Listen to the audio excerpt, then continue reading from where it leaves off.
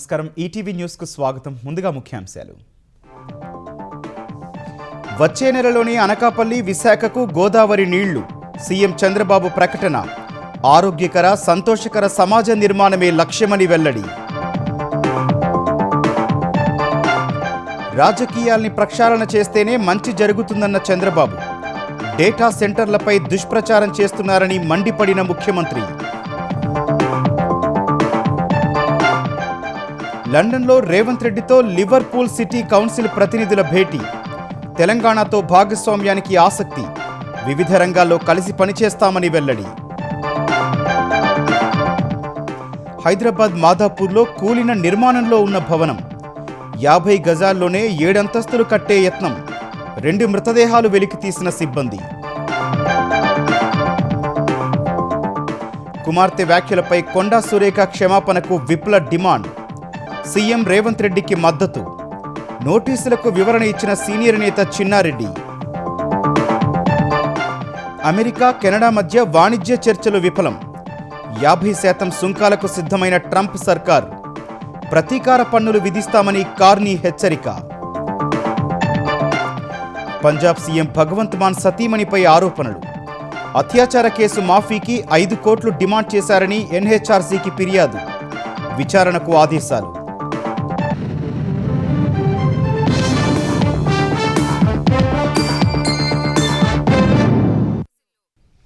September తొలివారంలోనే Anakapalli విశాఖకు గోదావరి జలాలు తీసుకొస్తామని ముఖ్యమంత్రి చంద్రబాబు ప్రకటించారు. అనకాపల్లి జిల్లాలో జరిగిన స్వర్ణాంధ్ర స్వచ్ఛాంధ్ర కార్యక్రమంలో పాల్గొన్న సీఎం అనకాపల్లికి రైవాడ ద్వారానే తాగునీటితో పాటు సాగునీరిస్తామన్నారు. ఆరోగ్య సంతోషకర సమాజ నిర్మాణమే తన లక్ష్యమన్న సీఎం ఎన్ని అడ్డంకులొచ్చినా ఆ లక్ష్యంలో మార్పు ఉండబోదన్నారు. డిఎస్సిలో ఎలాంటి అవకతవకలు జరగలేదని జరగనివ్వబోనని తేల్చి చెప్పారు. ఉత్తరాంధ్ర పర్యటనలో భాగంగా అనకాపల్లి జిల్లా కే కోటపాడు మండలం ఏ కోడూరులో ముఖ్యమంత్రి చంద్రబాబు పర్యటించారు.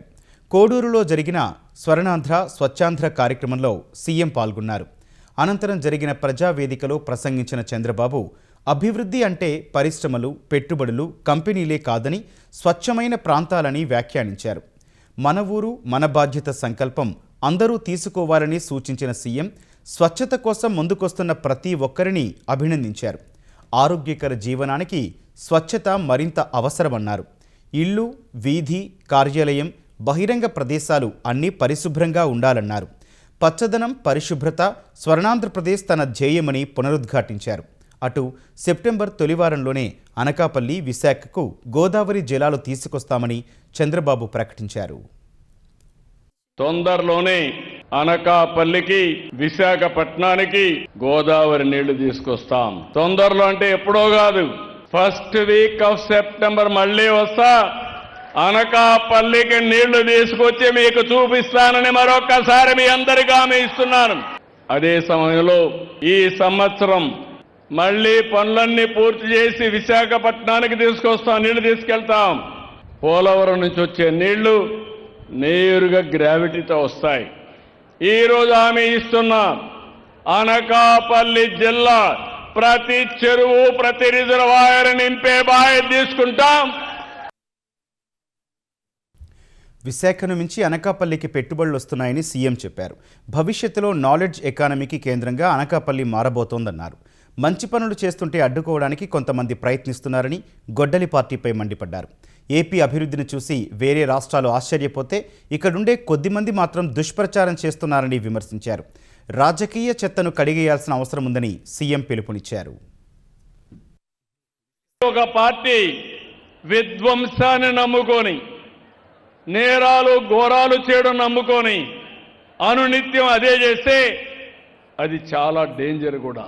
కలుషితమైన మద్యంతో రాష్ట్రాన్ని సర్వనాశనం చేసి వీళ్ళు స్వార్థంతో ముందుకు పోయే పరిస్థితి వచ్చింది.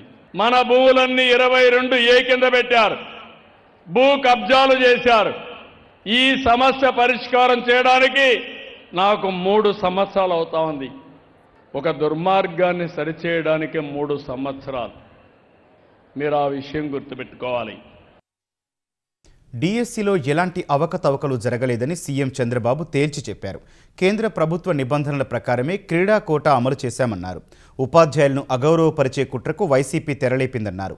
వైసీపీ హయాంలో గ్రూప్ 1 నియామకాల్లో అవకతవకలకు పాల్పడి ఏపీపీఎస్సీని అస్తవ్యస్తం చేశారని సీఎం మండిపడ్డారు. ఎక్కడో ఎవరో డబ్బులు అడిగారని ఇందులో అవినీతి జరిగిందంటారు. వీళ్ళ పిఏ 100 కోట్లు సంపాదించాడు. ఆయన ఆఫీసులో ఉండి దానికి సమాధానం చెప్పడు. నేను అందుకని డిఎస్సిలో ఎలాంటి అవకతవకలు జరగలేదు, జరగనియను. నేను ఈ సీట్లో ఉన్నంత వరకు ఎక్కడ అవినీతి జరిగే సమస్య ఉండదని మరొకసారి విజ్ఞప్తి చేస్తున్నాను. దీనికి కారణం ఒకటి ఉంది. గ్రూప్ 1 సర్వీస్ అందులో ఇష్టానుసారంగా చేశారు. ఆఫీసులో పగడ్బందీగా సెక్యూరిటీ పెట్టి చేయాల్సిన గ్రూప్ 1 హైదరాబాద్ పంపించేశారు. ఈ వాస్తవాలు బయటపడతాయని ఇష్టానుసారంగా రెచ్చిపోయి పనిచేస్తున్నారు. ఎవరు ఎన్ని అడ్డంకులు వచ్చినా తన లక్ష్యంలో మార్పు ఉండబోదని చంద్రబాబు తేల్చి చెప్పారు. తప్పు చేసిన వాళ్లు ఎప్పటికీ తప్పించుకోలేరని హెచ్చరించారు. వెలిగొండ ప్రాజెక్టును ఈ నెల 31న ప్రారంభించి జాతికి అంకితం చేయనున్నట్లు ఆంధ్రప్రదేశ్ జలవనరుల శాఖ మంత్రి నిమ్మల రామానాయుడు తెలిపారు. ముఖ్యమంత్రి చంద్రబాబు వెలిగొండ టన్నెళ్ల నుంచి 10.5 టీఎంసీల కృష్ణా జలాలను నల్లమల సాగర్కు విడుదల చేస్తారని చెప్పారు. వెలిగొండ నిర్వాసితులకు 3వ విడతలో భాగంగా 2027 కుటుంబాలకు 250 కోట్ల పరిహారాన్ని క్యాంపు కార్యాలయంలో సీఎం చంద్రబాబు అందజేశారు. అనంతరం మాట్లాడిన మంత్రి నిమ్మల అన్ని పనులు పూర్తి చేసి నిర్వాసితులకు పరిహారం చెల్లించిన తర్వాతే ప్రాజెక్టును ప్రారంభిస్తున్నామని స్పష్టం చేశారు. పూర్తికాని వెలిగొండను పూర్తయినట్లు జగన్ జాతికి అంకితం చేయడం ప్రపంచంలోనే 8వ వింత అని విమర్శించారు. నిర్వాసితులకు చెల్లించాల్సిన 900 కోట్ల పరిహారంలో జగన్ ప్రభుత్వం పైసా చెల్లించలేదని ఆరోపించారు. నిర్వాసితులను మోసం చేసిన ఘనత జగన్కే దక్కుతుందన్నారు.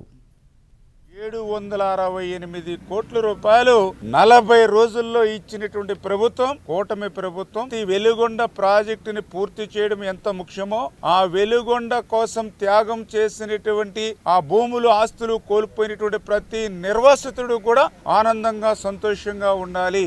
అందుకే ఈ రాష్ట్రానికి ఎన్ని కష్టాలు ఇబ్బందులున్నా ఆ నిర్వాసితులకి వాళ్ళ అకౌంట్ లో వాళ్ళ R&R సొమ్ము జమ చేసిన తర్వాతే నీళ్లు వదలాలి అని చంద్రబాబు నాయుడు గారి యొక్క సంకల్పమే ఆ 768 కోట్ల రూపాయలు వాళ్ళ అకౌంట్లోకి ఇచ్చినటువంటి పరిస్థితి. విశాఖ జిల్లా పర్యటనలో ఉన్న మంత్రి నారా లోకేష్ మధురవాడలోని చంద్రపాలెం జిల్లా పరిషత్ ఉన్నత పాఠశాలను సందర్శించారు. ఈ సందర్భంగా 6,48,00,000తో పునర్నిర్మాణం చేసిన పాఠశాలను లోకేష్ ప్రారంభించారు. తర్వాత RO plant, volleyball court, walking ట్రాక్లను మంత్రి ప్రారంభించారు. అనంతరం విద్యార్థులతో కలిసి లోకేష్ వాలీబాల్, బాస్కెట్బాల్ ఆడి సందడి చేశారు. తర్వాత విద్యార్థులతో ముఖాముఖి నిర్వహించిన మంత్రి అన్ని ప్రభుత్వ పాఠశాలలను ఆధునిక హంగులతో అభివృద్ధి చేయడమే తన లక్ష్యమన్నారు. మా మంగళగిరిలో ఉన్న స్కూల్ కూడా నేను వెళ్ళా 3 సార్లు. మా నిర్మల స్కూల్ కూడా 3 సార్లు వెళ్ళా. కానీ మీ స్కూల్కి వచ్చా. ఎందుకంటే మొదటిసారి వచ్చిన స్కూల్కి 3వసారి వచ్చిన స్కూల్కి ఎంత మార్పు ఉందో మీరందరూ చూస్తున్నారు. చేంజ్ మనం తీసుకురావచ్చు అనేది ఇది ఒక అద్భుతమైన ఉదాహరణ. ఎందుకంటే ఇది ఒక మోడల్. ఈ మోడల్ ఇక్కడ ఒక్క స్కూల్కే కాదు, రాష్ట్రంలో ఉన్న అన్ని హై స్కూల్స్కి ఇలాంటి మోడల్ తీసుకెళ్లాలనేదే నా లక్ష్యం. లండన్లో పర్యటిస్తోన్న ముఖ్యమంత్రి రేవంత్ రెడ్డితో లివర్పూల్ నగరాభివృద్ధి సంస్థ కార్పొరేట్ డైరెక్టర్లు సుసాన్ ఫెంగ్, నౌలా గల్లాఘర్ సమావేశమయ్యారు. వారితో పాటు లివర్పూల్ ఫుట్బాల్ క్లబ్ ప్రతినిధులు కూడా సీఎంతో భేటీ అయ్యారు. తెలంగాణతో వ్యూహాత్మక భాగస్వామ్యానికి లివర్పూల్ సిటీ డెవలప్మెంట్ కౌన్సిల్ ఆసక్తి వ్యక్తం చేసింది. లైఫ్ సైన్సెస్, టెక్నాలజీ, క్రీడల్లో భాగస్వామ్యానికి ప్రతిపాదించింది. తెలంగాణతో భాగస్వామ్యాన్ని ఖరారు చేసేందుకు అక్టోబర్లో లివర్పూల్ ప్రతినిధుల బృందం హైదరాబాద్కు రానుంది. హైదరాబాద్ మాదాపూర్లో 7 అంతస్తుల భవనం కుప్పకూలి మధ్యప్రదేశ్కు చెందిన 2 కార్మికులు మృతి చెందారు. 2 గాయపడ్డారు. నిర్మాణం పూర్తయి అద్దెలకిచ్చేందుకు సిద్ధంగా ఉన్న ఈ భవనం అకస్మాత్తుగా కుప్పకూలడంతో పక్కనున్న అపార్ట్మెంటుపై శిథిలాలు పడ్డాయి. శిథిలాలను తొలగించేందుకు రెస్క్యూ సిబ్బంది ముమ్మరంగా సహాయక చర్యలు కొనసాగిస్తున్నారు. గచ్చిబౌలి మాదాపూర్లోని అంజయ్య నగర్లో ఘోర ప్రమాదం చోటు చేసుకుంది. నాలా పక్కనే 50 గజాల స్థలంలో ఇటీవలే నిర్మాణం పూర్తయిన 7 అంతస్తుల భవనం ఒక్కసారిగా కుప్పకూలింది. ఈ ఘటనలో 2 మృతి చెందారు. భవన శిథిలాల కింద నుంచి రెస్క్యూ సిబ్బంది 2 మృతదేహాలను వెలికితీశారు. మృతులను 34 ఏళ్ల ఉమేష్ కారే, 42 ఏళ్ల మోపత్గా గుర్తించారు. వారిద్దరూ మధ్యప్రదేశ్ వాసులని తేలింది. టైల్స్ కార్మికులుగా పనిచేస్తున్న ఉమేష్, మోపత్ కొండాపూర్లో ఉంటున్నారు. నిర్మాణం పూర్తయి అద్దెలకిచ్చేందుకు సిద్ధంగా ఉన్న ఈ భవనం అకస్మాత్తుగా కుప్పకూలడంతో పక్కనున్న అపార్ట్మెంటుపై శిథిలాలు పడ్డాయి. దీంతో ఆ అపార్ట్మెంటు గోడలు ధ్వంసమయ్యాయి. భవనం శిథిలాలు పడి పక్కనున్న అపార్ట్మెంట్లో 2కి గాయాలయ్యాయి. ఫ్లాట్లలోని సామాగ్రి దెబ్బతింది. భవనం కూలడంతో పక్కనే ఉన్న హాస్టల్లోని విద్యార్థులు భయంతో బయటకు పరుగులు తీశారు.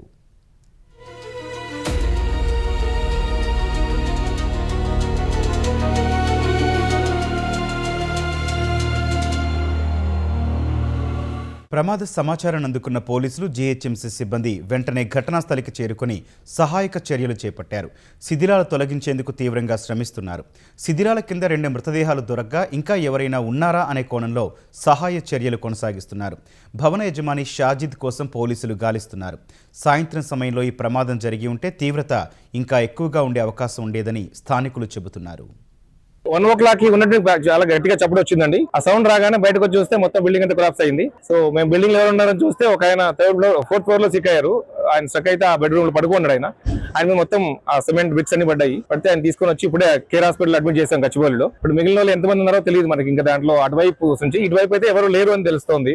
అపార్ట్మెంట్ లో పైనుంచి సిరీస్ లో కింద నుంచి పైదాకా చూసాము. సిరీస్ లో కొంతమంది లాక్ ఉంది, కొంతమంది ఇంట్లో ఉన్నారు, కానీ ఎవరికి ఏమైనట్లు అనిపించట్లేదు. కిందకి వెళ్ళి చూసేప్పటికి చాలా పెద్ద డ్యామేజ్ అయ్యారు. ఈసారి ప్రాణాపాయం కదా, ప్రాణభయం అంతే. అందులో లేవు, అంతే. అదృష్టం పోవడం మేము లేవు అనుకోవడం తప్ప చేయగలిగింది ఏం లేదు. అంటే విత్ ఇన్ మినిట్ కూడా లేదు. విత్ ఇన్ 30 seconds కిందకి వెళ్ళే టైంకి అది పడిపోయింది. మేము ఉండుంటే ఇబ్బంది అనే భయం ఉంటుంది కదా. వాళ్ళందరూ లేడీస్ ఉన్నారు. అది మెయిన్ అమ్మాయి, ప్రెగ్నెంట్ అమ్మాయి కదా, అమ్మాయికి దాడి వచ్చేస్తుంది భయంతో. సో తీసుకెళ్ళి కింద పడుకోబెట్టేసి ఒక్కనట్టు వెళ్ళి చూసి తర్వాత 10 నిమిషాలకు వచ్చి మాకు ఎంత డ్యామేజ్ అయిందండి మాకు తెలియదు. కింద చూస్తున్నాం మేము. పైకి వచ్చాక చూస్తే మా బెడ్రూమ్ మొత్తం కిచెన్ అన్ని పడిపోయి ఉన్నాయి. అన్నీ unauthorized structures sir. Anjay Nagar నుంచి మా ప్రమేయం లేకుండా పక్కన ఉన్న బిల్డింగ్ మా మీద పడి మనం డ్యామేజ్ అవటం. తెలంగాణలో నిరుపేదలకు ఇందిరమ్మ ఇళ్లిచ్చినా కూడా ఆ పేరుతో ఓట్లు అడగబోమని గృహ నిర్మాణ శాఖ మంత్రి పొంగులేటి శ్రీనివాసరెడ్డి స్పష్టం చేశారు. నిజామాబాద్లో పర్యటించిన మంత్రి నాగారంలోని హౌసింగ్ టవర్స్ నిర్మాణ పనులు పరిశీలించారు. పాముల బస్తీలో ఇందిరమ్మ ఇళ్లను పరిశీలించి లబ్ధిదారులతో మాట్లాడారు. గృహ ప్రవేశం చేసిన మహిళలకు నూతన వస్త్రాలను అందించి శుభాకాంక్షలు చెప్పారు.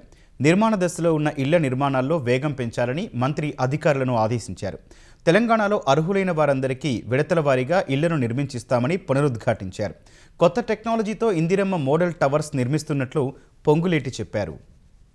ఈ 2 సార్లు ఇచ్చి అయిపోయింది అని చేతులు దులుపుకోం. పేదవాడి కష్టం తెలిసిన ఈ ఇందిరమ్మ ప్రభుత్వంలో 3వ విడత ఇస్తాం, 4వ విడత ఇస్తాం. అర్హులైన ప్రతి పేదవాడికి నీది ఏ కులమని అడగం, నీది ఏ మతమని అడగం, చివరికి నీకు ఇల్లిస్తే మా ఇందిరమ్మ పార్టీకి ఓటేస్తామని కూడా అడగం. మాకు పూర్తి నమ్మకము, విశ్వాసము మాకుంది. ఆ పేదవాడికి, ఆ పేద పెద్దమ్మకి, ఆ చెల్లెమ్మకి ఇల్లిస్తే మనస్ఫూర్తిగా ఇల్లిచ్చిన వారిని ఆ అవ్వ దీవుచ్చుదనే నమ్మకము, విశ్వాసము మాకుంది. కాంగ్రెస్ ప్రభుత్వం మాటలు కట్టిపెట్టి నిషేధిత జాబితా నుంచి ప్రజల ఆస్తులు తొలగించి బాధితులకు న్యాయం చేయాలని మాజీ మంత్రి హరీష్ రావు డిమాండ్ చేశారు. బోడుప్పల్ పరిధిలోని పలు కాలనీలకు చెందిన 22A బాధితులు హరీష్ రావును కలిసి తమ సమస్యలు విన్నవించుకున్నారు.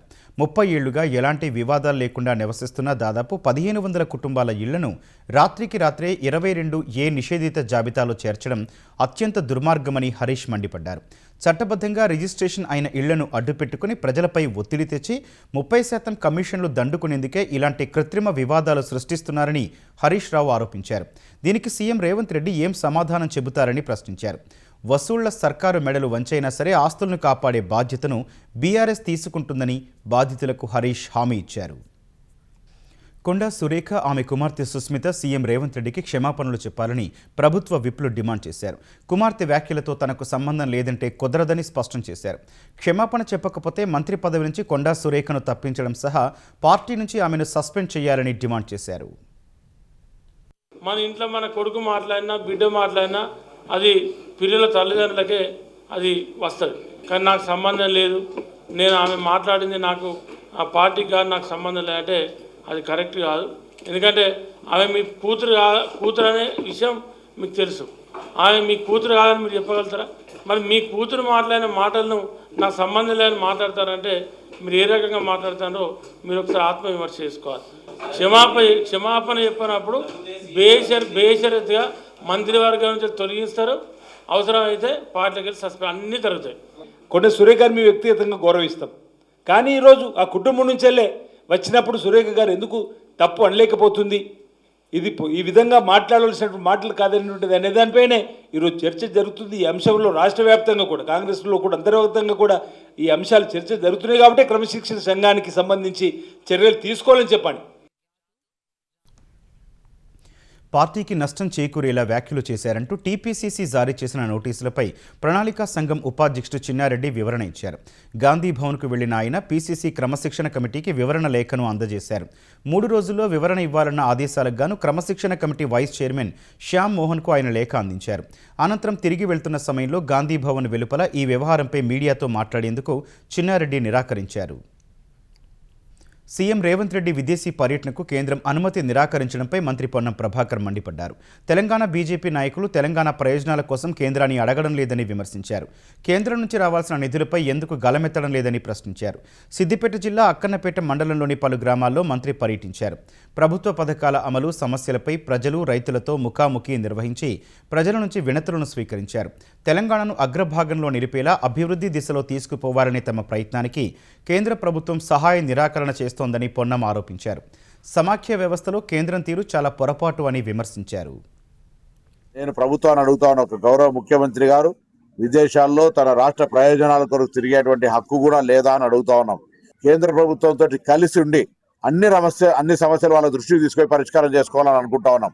కానీ కేంద్రమే మోకాలు అడ్డుతూ మా మెట్రో రైలు కావచ్చు, ఔటర్ రింగ్ రోడ్ కావచ్చు, లేకపోతే ఇంటర్నల్ రేడియల్ రింగ్ రోడ్స్ కావచ్చు, ఇతర ప్రాజెక్టులన్నింటికీ అడ్డుకట్ట వేస్తూ జాప్యం చేస్తూ ఈరోజు తెలంగాణ అభివృద్ధికి సంబంధించి పక్క రాష్ట్రానికి ఇచ్చే నిధుల మాదిరిగా అనేక ఆర్థిక సహకారం అందించేటువంటి అవకాశం ఇవ్వట్లేదు. దానికి తోడు ఇక్కడ చిన్న చిన్న అంశాల మీద రేషన్ కార్డులో ఫోటో పెట్టమనో బాత్రూంలో ఫోటోలు పెట్టి అడుగుతా ఉన్నారు. మేము రాష్ట్రం నుంచి ఇస్తున్న పన్నుల్లో మాకు వాపసు వస్తుంది ఎంత, ఆ సగటు రేటు వేరే దక్షిణ రాష్ట్రాలకు ఉత్తర రాష్ట్రాలకు తేడా ఎంత ఉందో మరి దేశ ప్రజలందరికీ తెలుసు. మీరు ఐక్యంగా ఉంటారా ఉండరా మీ ఇష్టం. కానీ తెలంగాణ ప్రయోజనాల కొరకు తెలంగాణ ప్రజల అభివృద్ధికి కేంద్రం నుంచి కొట్లాడి నిధులు తీసుకొచ్చే ప్రయత్నంలో ముందుండాలని సందర్భంగా బీజేపీ నాయకత్వాన్ని కోరుతా ఉన్నాం. ఏపీపీఎస్సీ పరీక్ష నిర్వహణలో గొడ్డలి పార్టీ వ్యవహరించిన తీరు వ్యవస్థలపై విశ్వాసం కోల్పోయే పరిస్థితిని తీసుకొచ్చిందని ఆంధ్రప్రదేశ్ సమాచార శాఖ మంత్రి పార్థసారథి విమర్శించారు. పరీక్షా పత్రాలు స్ట్రాంగ్ రూమ్లో పెట్టకుండా రిసార్ట్లో పెట్టి ఇష్టం వచ్చిన వారితో మూల్యాంకనం చేయించడంపై జగన్ సమాధానం చెప్పాలన్నారు. ఏపీపీఎస్సీ చైర్మన్ అనుమతి లేకుండా మూల్యాంకనం విధానంలో మార్పులు చేయడంలో కుట్ర దాగుందని ఆరోపించారు. ఏపీపీఎస్సీలో అక్రమాలపై జగన్ బహిరంగ చర్చకు రావాలని మంత్రి పార్థసారథి సవాల్ చేశారు. గొడ్డలిపోటుకు గుండెపోటుకు ఎంత తేడా ఉందో ఏపీపీఎస్సీ ఎగ్జామ్స్కి డిఎస్సికి అంత తేడా ఉందని చెప్పేసి మనం చేస్తా ఉన్నాను. మీరు చేసిన ఈ గ్రూప్ 1 ఎగ్జామ్ ప్రక్రియ ఏదైతే ఉందో ఏపీపీఎస్సీ చైర్మన్ ఇన్వాల్వ్మెంట్ కానివ్వండి, వారి ఆమోదం కానివ్వండి, ఎక్కడైనా ఉందా అని చెప్పేసి నేను ప్రశ్నిస్తా ఉన్నాను. నేను ఆఖరికి హైకోర్టు ద్వారా నియమింపబడ్డ సిట్ ఇచ్చిన రిపోర్ట్ను కూడా తప్పుగా అన్వయించుకొని తనకి ఇష్టం వచ్చినట్లు భాష్యం చెప్పటం ఆయన దిగజారుడు మనస్తత్వానికి తార్కాణం అని చెప్పేసి కూడా నేను చెప్తా ఉన్నాను. హైకోర్టు నియమించిన సిట్ రిపోర్ట్ దీని మీద బహిరంగ చర్చకి సిద్ధమా? ఏ వైఎస్ఆర్సీపీ నాయకుడైనా సరే, గొడ్డలి పార్టీ అధ్యక్షుడైనా సరే, యువకుల మధ్య మనది ఈ రిపోర్ట్ మీద చర్చకి సిద్ధమా అని చెప్పేసి నేను ఛాలెంజ్ చేస్తా ఉన్నాను. ఎలక్ట్రిక్ డిపార్ట్మెంట్లో రేపటి నుంచి జరగబోయే ఏఈ ఉద్యోగాల నియామక పరీక్షకు ఏర్పాట్లు పూర్తయ్యాయని ఆంధ్రప్రదేశ్ విద్యుత్ శాఖ మంత్రి గొట్టిపాటి రవికుమార్ తెలిపారు. 629 పోస్టులకు 1,00,000 మందికి పైగా అభ్యర్థులు దరఖాస్తు చేసుకున్నారని చెప్పారు. ప్రభుత్వం అత్యంత పారదర్శకంగా నిర్వహిస్తున్న పరీక్షను నిరుద్యోగులు సద్వినియోగం చేసుకోవాలని సూచించారు. ఉద్యోగాలు ఇప్పిస్తామంటూ ఎవరైనా ప్రలోభాలకు గురి చేసినా, మాయమాటలు చెప్పినా నమ్మి మోసపోవద్దని సూచించారు. అభ్యర్థులను మోసం చేసేందుకు ఎవరైనా ప్రయత్నిస్తే కఠిన చర్యలు తప్పవని మంత్రి హెచ్చరించారు. హామీ మేరకు కూటమి ప్రభుత్వం ఖాళీలను భర్తీ చేస్తోందని, ఏఈ పోస్టుల భర్తీతో ప్రజలకు మరింత మెరుగైన విద్యుత్ సేవలు అందుతాయని మంత్రి గొట్టిపాటి స్పష్టం చేశారు. పంజాబ్ ముఖ్యమంత్రి భగవంత్ మాన్ సతీమణి గుర్ప్రీత్ కౌర్పై వచ్చిన ఆరోపణలు కలకలం రేపుతున్నాయి. అత్యాచార కేసు మాఫీ చేసేందుకు ఆమె 5 కోట్ల రూపాయలు డిమాండ్ చేసినట్లు జాతీయ మానవ హక్కుల కమిషన్కు ఫిర్యాదు అందింది. పంజాబ్, హర్యానా హైకోర్టు మాజీ న్యాయమూర్తి జస్టిస్ రంజిత్ సింగ్ ఎన్హెచ్ఆర్సీకి ఈ ఫిర్యాదు చేసినట్లు కమిషన్ సభ్యుడు ప్రియాంక్ కనుంగో వెల్లడించారు.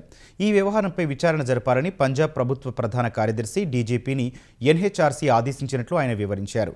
ఈ కేసులో ఎలాంటి చర్యలు తీసుకున్నారో 2 వారాల్లోగా తెలియచేయాలని ఇద్దరిని ఆదేశించినట్లు పేర్కొన్నారు. పంజాబ్ సీఎం సతీమణిపై వచ్చిన ఆరోపణలను కేంద్ర హోంశాఖ దృష్టికి ఎన్హెచ్ఆర్సీ తీసుకెళ్లిందని ప్రియాంక్ తెలిపారు. పంజాబ్ ప్రభుత్వ ప్రధాన కార్యదర్శి డీజీపీ నుంచి నివేదిక అందిన తర్వాత తాము తదుపరి చర్యలు తీసుకుంటామని ఎన్హెచ్ఆర్సీ సభ్యుడు చెప్పారు. ఈ విషయంలో ఉన్నతాధికారులు చట్ట ప్రకారం వ్యవహరించకపోతే వారిపై చర్యలు తీసుకుంటామని హెచ్చరించారు. हमारे पास ये शिकायत आई है कि पंजाब और हरियाणा हाई कोर्ट के एक पूर्व न्यायाधीश श्री रणजीत सिंह जी ने ये बात बताई है कि पंजाब के जो मुख्यमंत्री हैं श्री भगवंत मान, उनकी पत्नी ने बलात्कार के एक मामले में 5 करोड़ रुपए की रिश्वत लेकर के इस मामले को रफा दफा करने का प्रयास किया है। ये अत्यंत गंभीर बात है। महिलाओं और बच्चों की सुरक्षा के दृष्टिकोण से यदि किसी स्टेट के टॉप ऑफिस के ऊपर ये एलिगेशन लगता है तो ये अपने आप में बहुत चिंता की बात है। हमने पंजाब के चीफ सेक्रेटरी और डीजीपी को डायरेक्शंस दिए हैं कि इस मामले में जांच करें। అమెరికా కెనడా మధ్య వాణిజ్య చర్చలు విఫలమయ్యాయి. దీంతో $20 బిలియన్ విలువైన కెనడా ఉత్పత్తులపై 50% సుంకాలు విధించేందుకు ట్రంప్ సర్కారు సిద్ధమైంది. వాస్తవానికి ఈ సుంకాలు ఈ నెల 19 నుంచి అమల్లోకి రావాల్సి ఉంది. అయితే ఒప్పందం కుదుర్చుకునేందుకు కెనడాకు అమెరికా అధ్యక్షుడు డొనాల్డ్ ట్రంప్ 3 రోజులు గడువిచ్చారు. తమతో వాణిజ్య ఒప్పందాన్ని కుదుర్చుకునేందుకు కెనడా నిరాకరించిందని అమెరికా వాణిజ్య ప్రతినిధి జేమిసన్ గ్రీర్ ఆరోపించారు. ఏ దేశానికి ఇవ్వని మినహాయింపులు ఇచ్చినా కెనడా వాటిని సద్వినియోగం చేసుకోలేదని అన్నారు. చివరి నిమిషంలో వాణిజ్య ఒప్పందంలోని అంశాలను అమెరికా మార్చిందని కెనడా ప్రధాని మార్క్ కార్నీ ఆరోపించారు. తాము కూడా అదే స్థాయిలో ప్రతీకార టారిఫ్లు విధిస్తామన్నారు. అమెరికా సుంకాల బారి నుంచి తమ వ్యాపారస్తులు, కార్మికులను రక్షించుకుంటామని చెప్పారు. ఇందుకోసం ప్రభుత్వం తరపున అవసరమైన మద్దతు ఇస్తామని కార్నీ వెల్లడించారు. గతేడాది ఇరు దేశాల మధ్య $880 బిలియన్ విలువైన వాణిజ్యం జరిగింది. చిన్నారుల గోప్యతకు సంబంధించిన కేసును పరిష్కరించుకునేందుకు టిక్ టాక్ అమెరికా ప్రభుత్వంతో రాజీకొచ్చింది. ఇందుకుగాను ఆ దేశ న్యాయ విభాగానికి టిక్ టాక్ దాదాపు $3,800 కోట్ల చెల్లించేలా ఒప్పందం కుదుర్చుకుంది. ఈ మొత్తాన్ని 2 విడతల్లో చెల్లించనున్నట్లు యుఎస్ వెల్లడించింది. టిక్ టాక్ తమతో ఒప్పందం కుదుర్చుకోవడం పిల్లలు, తల్లిదండ్రులకు ఒక పెద్ద విజయమని America associate attorney general Stanley పేర్కొన్నారు. ఆన్లైన్లో పిల్లలకు రక్షణ కల్పించడం, వారి వ్యక్తిగత సమాచారాన్ని సోషల్ మీడియా యాప్లు గోప్యంగా ఉంచేలా పర్యవేక్షించడం తమ బాధ్యత అని తెలిపారు. 13 ఏళ్లలోపు పిల్లల వ్యక్తిగత సమాచారాన్ని సేకరించే ముందు తల్లిదండ్రుల అనుమతి తీసుకోవాలన్న నిబంధనను టిక్ టాక్ ఉల్లంఘించిందని ఆరోపిస్తూ 2024లో అమెరికా న్యాయశాఖ వ్యాజ్యం దాఖలు చేసింది. నాటి నుంచి టిక్ టాక్లో అనేక మార్పులు చోటు చేసుకున్నాయి. పిల్లల భద్రత, గోప్యతపై సోషల్ మీడియా కంపెనీలు పెద్ద సంఖ్యలో వ్యాజ్యాలను ఎదుర్కొంటున్న తరుణంలో టిక్ టాక్ అమెరికా ప్రభుత్వంతో రాజీ కుదుర్చుకోవడం ప్రాధాన్యం సంతరించుకుంది. అమెరికా విధించిన ఆర్థిక, వాణిజ్య ఆంక్షలను ధీటుగా ఎదుర్కొంటామని ఇరాన్ స్పష్టం చేసింది. సైనిక పరంగా ఓడించలేమని గ్రహించి అమెరికా, ఇజ్రాయిల్ తమపై మానసిక, ఆర్థిక యుద్ధానికి దిగాయని పార్లమెంటు స్పీకర్ మహ్మద్ ఘాలిబఫ్ విమర్శించారు. ఇరాక్ పర్యటనలో భాగంగా ఆ దేశ నాయకులతో భేటీ అయిన ఘాలిబఫ్ వివిధ అంశాలపై వారితో చర్చలు జరిపారు. అమెరికా అహంకార ధోరణిని ఇరాన్, ఇరాక్లు కలిసికట్టుగా ఎదుర్కొంటాయని ఘాలిబఫ్ ప్రకటించారు.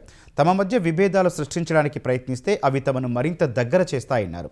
వాషింగ్టన్, టెల్ అవీవ్లపై తమ పోరాటం ఇక ముందు కొనసాగుతుందని స్పష్టం చేశారు. తమ భవిష్యత్తును ఇతర దేశాలు నిర్దేశించేందుకు తాము ఎట్టి పరిస్థితుల్లోనూ అంగీకరించబోమని తేల్చి చెప్పారు. అమెరికా ఆంక్షలను అధిగమించడానికి తమ నాయకత్వం తగిన ప్రణాళికలు సిద్ధం చేస్తుందని ఆశిస్తున్నట్లు ఘాలిబాఫ్ పేర్కొన్నారు. 6 నెలలుగా కొనసాగుతున్న యుద్ధంలో ఎలాంటి నిర్ణయాత్మక ఫలితం లేకపోవడంతో ఇరాన్పై ఆర్థిక యుద్ధం ప్రకటిస్తున్నట్లు అమెరికా అధ్యక్షుడు డొనాల్డ్ ట్రంప్ ఇటీవల వెల్లడించారు.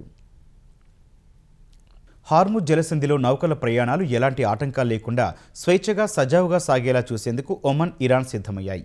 ఈ విషయమై శుక్రవారం ఒమన్ విదేశాంగ మంత్రి సయ్యద్ బదర్, ఇరాన్ విదేశాంగ మంత్రి అబ్బాస్ అరాక్చీలు ఫోన్లో మాట్లాడుకున్నారు. నౌకల రాకపోకలను పునరుద్ధరించడం, హార్ముజ్ పరిసర ప్రాంతాల్లో భద్రత, శాంతి నెలకొల్పేందుకు చర్చలు కొనసాగించాలని వారు నిర్ణయించారు. విభేదాలను శాంతియుతంగా పరిష్కరించుకోవాలని ఇరువురు నేతలు అభిప్రాయపడ్డారు. హార్ముజ్ జలసంధిలో నౌకల రాకపోకలకు సంబంధించి కొన్ని నెలలుగా ఇరాన్, ఒమన్ మధ్య చర్చలు జరుగుతున్నాయి. తాజాగా నౌకల ప్రయాణాల కోసం రూపొందించిన కొత్త రూట్ మ్యాప్పై ఇరు దేశాలు అంగీకారానికి వచ్చాయని ఇరాన్ విదేశాంగ శాఖ అధికార ప్రతినిధి ఇస్మాయిల్ బఘాయి తెలిపారు. త్వరలోనే దీనిపై అధికారికంగా తుది ఒప్పందం జరగనుందన్నారు. అడవుల్లో చెలరేగిన దావానలం ఐరోపా దేశాలను వణికిస్తోంది. ఈ మంటల తీవ్రతకు అనేక సంవత్సరాలుగా భూమిలో మరుగున పడిపోయిన మొదటి, రెండో ప్రపంచ యుద్ధాల నాటి బాంబులు బయటపడుతున్నాయి. విపరీతమైన వేడికి అవి అకస్మాత్తుగా పేలి మంటలు నార్పే అగ్నిమాపక సిబ్బంది ప్రాణాలకు తీవ్ర ముప్పు వాటిల్లుతోంది. ఇప్పటికే ఫ్రాన్స్, బెల్జియం, జర్మనీ, నెదర్లాండ్స్ దేశాల్లో మంటల వేడికి బాంబులు పేలిన ఘటనలు వెలుగుచూశాయి. ఐరోపాలో జనవరిలో కురిసిన వర్షాలకు అడవుల్లో భారీగా పెరిగిన మొక్కలు, గడ్డి వేసవి తీవ్రతకు ఎండిపోయి అగ్నికి ఆజ్యం పోస్తున్నాయి. దశాబ్దాల క్రితం నాజీలు, మిత్ర దళాల మధ్య హోరాహోరీ యుద్ధం జరిగిన అటవీ ప్రాంతాలకు మంటలు వ్యాపించాయి. భూమిలో బాంబులు ఎక్కడ ఉన్నాయో ఖచ్చితంగా తెలియకపోవడం, వేడికి అవి ఉన్నట్లుండి పేరడంతో బాంబు నిర్వీర్య స్క్వాడ్ల సాయంతో సిబ్బంది ప్రాణాలకు తెగించి మంటలను అదుపు చేస్తున్నారు. మధ్యప్రదేశ్ చింద్వాడ జిల్లా ప్రభుత్వ ఆసుపత్రిలో మంటలు చెలరేగి 3 నవజాత శిశువులు తీవ్రంగా గాయపడ్డారు. వారిలో ఒక చిన్నారి పరిస్థితి విషమంగా ఉంది. శరీర ఉష్ణోగ్రతను సాధారణ స్థితిలో ఉంచేందుకు 3 శిశువులను నియోనాటల్ ఇంటెన్సివ్ కేర్ యూనిట్లోని వార్మర్లో ఉంచారు. రాత్రి 2 గంటల సమయంలో వార్మర్ హీటింగ్ ఫిలమెంట్లో ఒక్కసారిగా మంటలు చెలరేగడంతో అందులో ఉన్న 3 చిన్నారులు తీవ్రంగా గాయపడ్డారు. అప్రమత్తమైన ఆసుపత్రి సిబ్బంది వెంటనే శిశువులను వార్మర్ నుంచి బయటకు తీసి ప్రథమ చికిత్స అందించారు. అనంతరం మెరుగైన వైద్యం కోసం 2 వైద్యుల పర్యవేక్షణలో జబల్పూర్ తరలించారు. ఈ ఘటనపై ఆసుపత్రి యాజమాన్యం అంతర్గత విచారణ ప్రారంభించింది. సాంకేతిక లోపం వల్ల ఫిలమెంట్లో మంటలు చెలరేగినట్లు అధికారులు భావిస్తున్నారు. గాలిలో జరిగిన తొలి టెస్టులో శ్రీలంకపై 165 పరుగుల తేడాతో ఘన విజయం సాధించిన టీమిండియా రేపటి నుంచి జరిగే 2వ టెస్టులోనూ గెలవాలని పట్టుదలతో ఉంది. సింహళి స్పోర్ట్స్ క్లబ్ మైదానంలో రేపు ఉదయం 10 గంటలకు ప్రారంభమయ్యే ఈ మ్యాచ్లో గెలిచి 3 ఏళ్ల తర్వాత విదేశీ గడ్డపై తొలి టెస్టు సిరీస్ గెలవాలని భారత్ ఉవ్విళ్లూరుతోంది. 2-0తో సిరీస్ను భారత్ క్లీన్ స్వీప్ చేస్తే ప్రపంచ టెస్టు ఛాంపియన్షిప్ పట్టికలో 4వ స్థానానికి చేరే అవకాశం ఉంటుంది. ఈ పోరులో కెప్టెన్ శుభ్మన్ గిల్, ఓపెనర్ యశస్వి జైస్వాల్ భారీ ఇన్నింగ్స్ ఆడాలని అభిమానులు ఆశిస్తున్నారు. పడిక్కల్, కేఎల్ రాహుల్, పంత్, జురేల్, జడేజా మరోసారి రాణిస్తే భారత్ ఈ మ్యాచ్లో గెలిచే అవకాశాలు మెండుగా ఉన్నాయి. తొలి టెస్టులో నిరాశపరిచిన చైనామన్ స్పిన్నర్ కుల్దీప్ యాదవ్ స్థానంలో ఆఫ్ స్పిన్నర్ సారాంశ్ జైన్ను తుది జట్టులోకి తీసుకునే అవకాశాలున్నాయి. 2వ టెస్టులో సిరాజ్, ప్రసిద్ధ్ కృష్ణ మెరుగైన ప్రదర్శన చేయాల్సి ఉంది.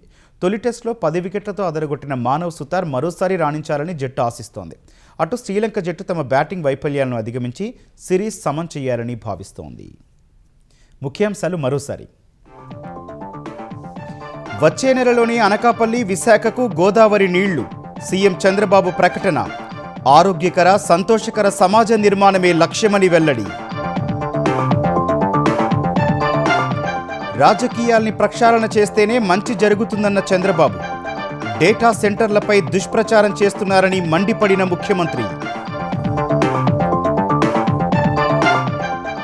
లండన్లో రేవంత్ రెడ్డితో లివర్పూల్ సిటీ కౌన్సిల్ ప్రతినిధుల భేటీ.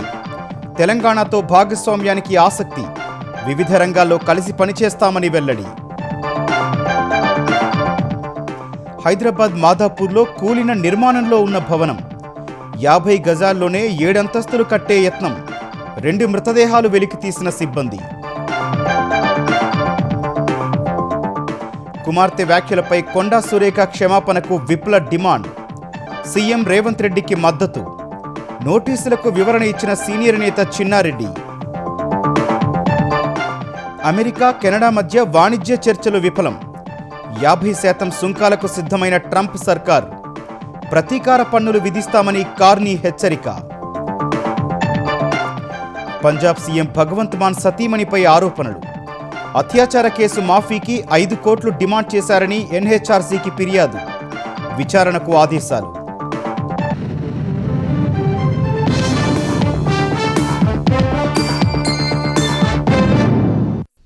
ఈటీవీ న్యూస్ సమాప్తం. నమస్కారం.